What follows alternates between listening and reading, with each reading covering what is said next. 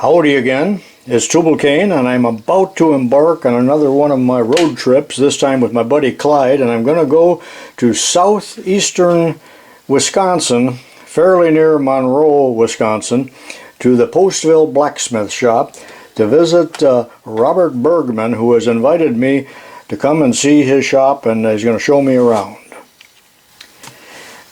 Bob, along with his partner Terry Southers, who I've met, but I really dealt and talked with Bob during this whole visit, operate two blacksmith shops. One is a more modern one where they do a great deal of beautiful ornamental type of ironwork, machine repair work, and just about anything that comes through the door. So I'm going to visit that, and then right across the street from that is the 128-year-old blacksmith shop pictured right here, and we go through that also. It's all quite intriguing. And then to finish the day off, Robert invited me to his house, which was just a few miles away, and his wife Nana, who's a sculptor and a blacksmith, prepared a beautiful lunch for us along with some wonderful Wisconsin cheese, and they gave us a nice package of that to take along. And she had a shop there on the premises of his house where she does some of her sculpture type of work, and she's quite an artist. So I think you're going to enjoy this trip, and it's so long that I had to divide this video into 3 parts. So come along with me and watch all 3 parts as we meet Robert Bergman. Good morning, it's Tubal Cain again. And I'm on a road trip this morning at 7 o'clock in the morning in the middle of August of 2015, and I've got my buddy Clyde with me, and we're going clear up to Wisconsin, about 150 miles. I'm still close to home now. I'm crossing the Vermilion River, and it's bright and sunny, but it's chilly. It's about 60 degrees, and the trip will be to a blacksmith shop near New Glarus, Wisconsin, where I've been invited to take a video and enjoy the shop. There's actually 2 shops there. One is an old-time shop, and then a more modern blacksmith shop. And I'm going to meet Bob there at about 10 o'clock in the morning, so it's about a 3-hour drive. Hope to have fun and hope you enjoy this video. And you can see the sun's been up for a while, but it's very bright, and the corn is as high as an elephant's eye here in Illinois. We've had a lot of rain this summer, and you're going to see some dead spots in the fields. The wheat is harvested, and beyond the Route 39 north here toward Wisconsin in a few minutes. We're crossing the Vermilion River again, and this is the famed bridge at Sandy Ford where there was a shooting 2 or 3 years ago, and a bad man shot another bad man in the face, and bad man 2 then jumped over the side and of the bridge, and there's a house here, and some way or another managed to get up the hill and go to that house for help, but he had a broken hip and badly wounded face. And they eventually found the bad man, and it was all about dope, of course. And the bad man is in the slammer. These are soybeans here, and we're heading west right now. It would be too bright to take any pictures in the other direction. We've just come into Wisconsin. Okay. And the roads have improved dramatically from Illinois, of course. It's very rolly country here. It's beautiful. A lot of dairy farms, most of which are now defunct because the price of milk is apparently too low to sustain them. More grain farmers up here now than what there used to be. Traffic's fairly heavy, and we're coming into Monroe, Wisconsin here presently. This is such beautiful country, I thought I'd take a look at it. Let you take a look at it.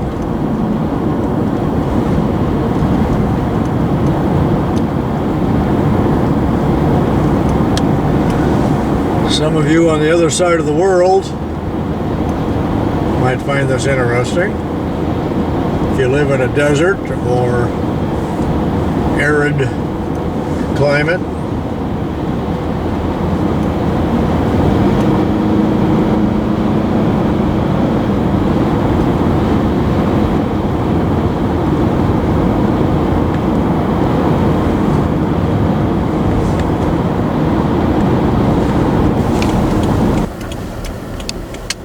There's the sign.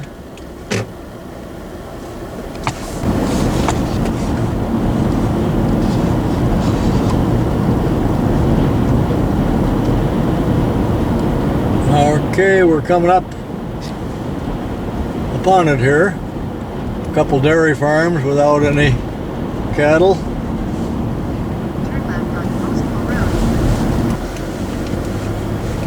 And this looks like it. Coming up here. Yeah, this has to be it.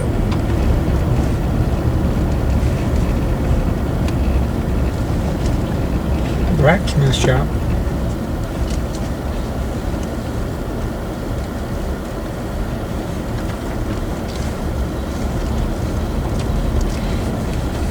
We have a sawmill here too. That's it. Postville Blacksmith shop. And here we are, and that was exactly 3-hour drive. That would cost extra. We're in the office now, and here's some examples of some of their ornamental ironwork. Quite beautiful. Right.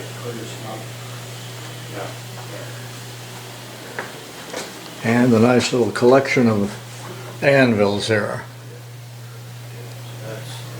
That issue may never clear up. Putting that stronger brain in the inside doesn't seem at all. I'm in the shop now. You can hear the blacksmith, and there's a drop hammer.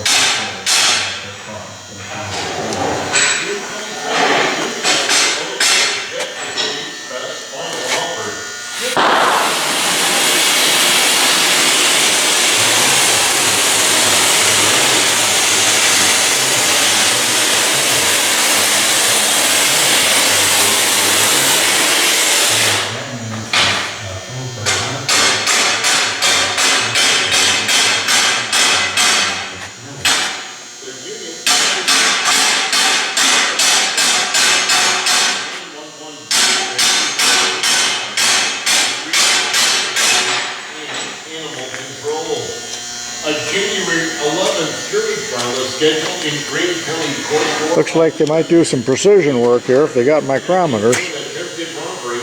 And of course there's always math involved.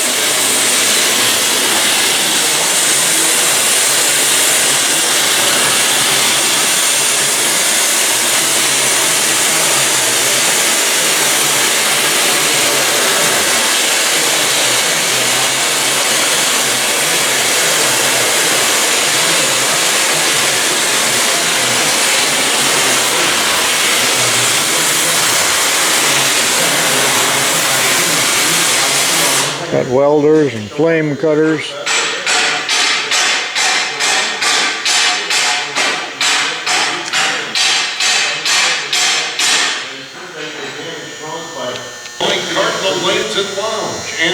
Not a heavy-duty hoist. On the south side of Broadhead. For exciting bowling action, and when you get hungry, the new Brunch Box restaurant is now open. Looks like a part off a John Deere tractor. Here's some beautiful ornamental parts. We're doing great, Jim. We're already busy at work and having Yeah. fun. Sounds good. Ladies already there. You got making cake. Is this day 1 or 2? This is day 2. Day 2, and you started at 10 just a little bit ago, going till 6 o'clock today. What's everybody make? There's a Hosfeld bender.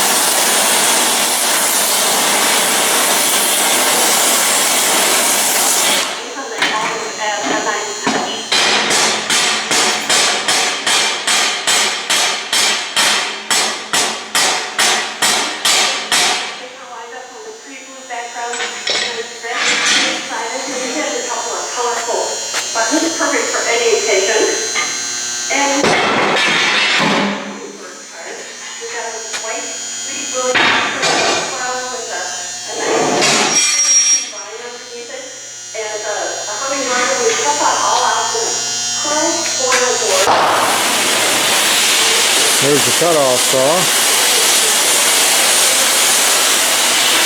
Stock rack with every conceivable size and shape. This is the machine shop side.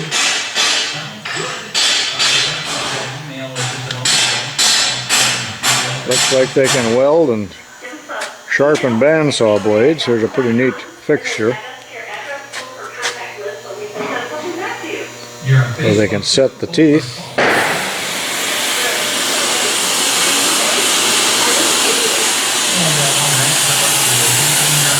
Heat treating furnaces of all kinds.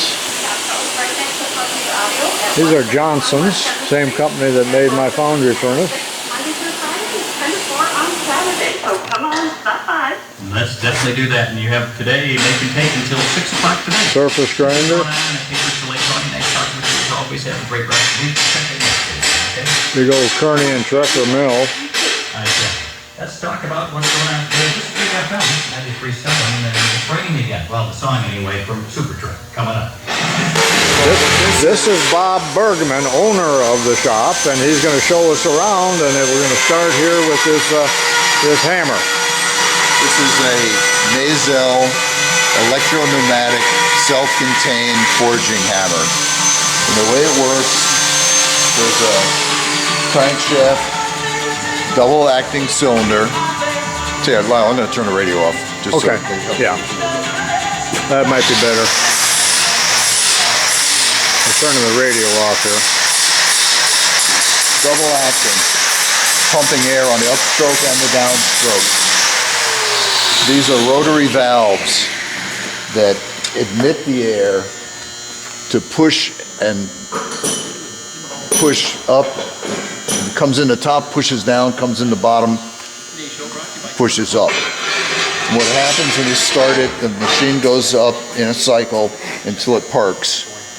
And then as you put the pedal down, the ram cycle lowers until you just touch, and then from then on, the more you put the pedal down, the harder it hits. And it's just an incredibly well-designed, sensitive machine. It's light, it's hard, you can get it to hit once. So, all right, now, there we go.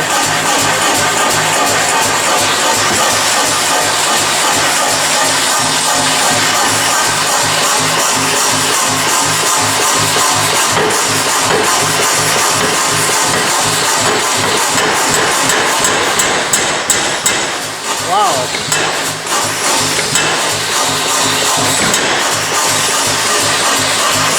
The floor is shaking when he does that.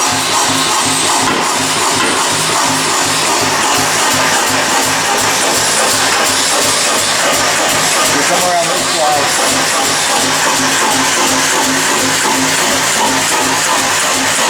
The valve is split in half.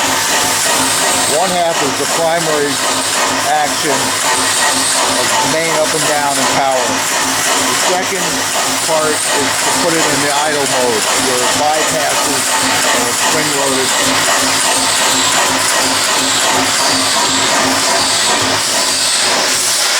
So, how it's used, here's some examples of some forgings here. This is a heavy baluster spindle. Oh, Some of this is done on flat dies, and some of it done in what I call a trough die. yeah, you're doing some beautiful work here. Here's an example of a trough die. Here's some of the dies. By here taking a piece and just rolling it, eventually, an oversized piece, eventually it will fill this and make sure out of an hourglass shaped spindle ornament in the center of a bar. If you kept rolling it, it would be round. You could make it 4-sided, 8-sided, round. Here's the, and then here's taper dies. If you had a lot of tapers to make, just feed on up and get a consistent taper. But do a lot of texture dyes. On the other one here, we're working on like a tree branch table here. Okay, this is a table? Table, yeah, All right. a glass top table. It's drawn out, stretched, and tapered. The difference between this and machining is you're actually taking the material like a piece of clay and pinching and squeezing it and tapering it. You're not adding or reducing anything. You're just it's a plastic deformation. And over here, after it's tapered out, pounds up to about 1,000 pounds in falling weight.